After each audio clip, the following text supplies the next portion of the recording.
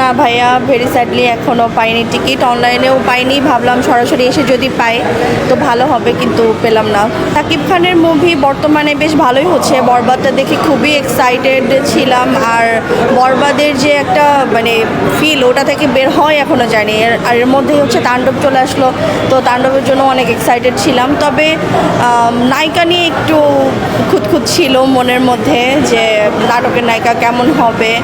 তারপরেও যেহেতু শাকিব খানের মুভি, শাকিব খানের ফ্যান, সো অবশ্যই দেখতেই হবে। বরবাদ ছিল অন্যরকম, মেকিং ছিল বাংলাদেশের মুভি অনুপাতে বরবাদ ছিল অন্যরকম। এখন তাণ্ডব দেখলে বুঝতে পারবো যে আসলে কেমন হয়েছে।